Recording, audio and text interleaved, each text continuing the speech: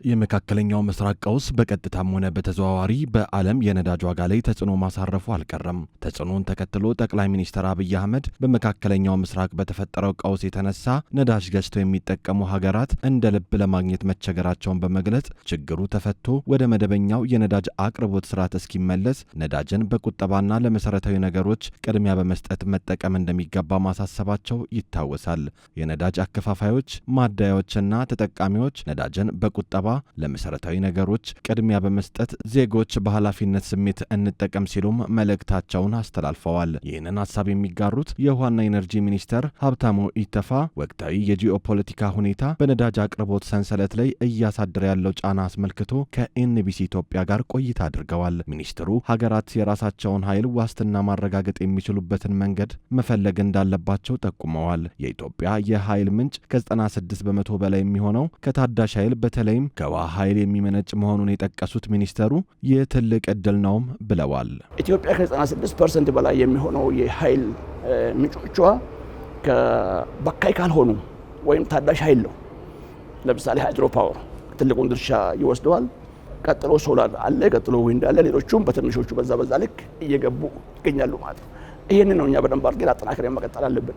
ኢትዮጵያ እንደ ፖሊሲ ይሄን ነው የምታራምደው። ፖሊሲ ብቻም አይደለም፣ ያላትን ሀብት በሙሉ ወደዚህ አዛውረን ነው ይሰራን ያለን። ህዳሴን በዛ ልክ በሚያክል ገንዘብ ስንገነባ ዝም ብለን አይደለም። ወደፊት ይሄ ሊመጣ እንደሚችል ታሳቢ ተደርጎ ነው። ባለፉት 7 ዓመታት ተበላሽቶ የነበረውን ህዳሴ ግድብ መስመር አስይዞ ህዳሴ እንዲሆን በማድረግ 2018 ሳይገባ ህዳሴ ሙሉ በሙሉ ወደ ኃይል ማመንጨት ማስገባት ተቻለው።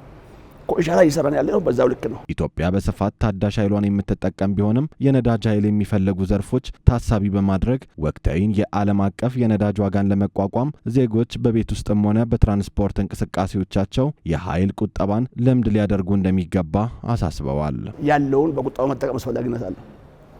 ነዳጅ ዓለም ላይ ቻሌንጅ ሆኗል። ኢትዮጵያ ውስጥ ከመጣ ደግሞ ነዳጅን የሚያባክኑ በጣም ህገወጥ ስራዎች የሚሰሩ ሰዎችም ጭምር አይ ቲንክ ራሳቸው ማየት አለባቸው ብዬ አስባለሁ። በየመዋቅሩ ያለው ከወረዳ ጀምሮ እስከ ዞን እስከ ከተማ ክልል ያለው የሚመጣውን ብክነት የሚታየውን የኮንትሮባንድ እንቅስቃሴ ዜጎቻችንን ጨምሮ አይ ቲንክ ማየት አቅቷቸው አይደለም።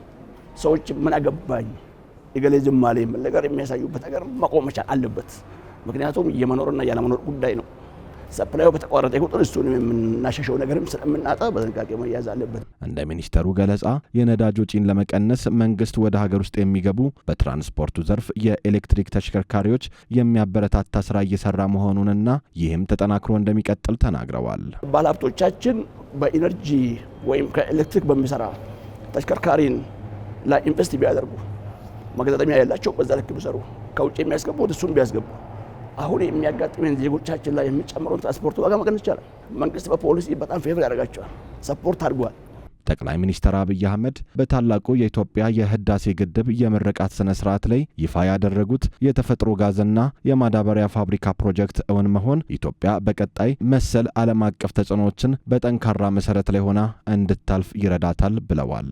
የጀመርናቸው የጋዝ ፕሮጀክት የጀመርናቸው የማዳበሪያ ፋብሪካ ፕሮጀክቶቻችን በአንድም በሌላ መንገድ በተለይ የማዳበሪያ ፋብሪካ ከነዳጅ ጋር በተያያዙ ጉዳዮችን ይጠቀማል። ይሄንን በሎካሊ በራሳችን ማድረግ ከቻል ኢትዮጵያ ይሄን ማምረት ከጀመረች አሁን እየመጣ ያለው ትልቅ ስጋት ሆኖ ያለውን ጉዳይ ማምለጥ ይቻላል ማለት ነው።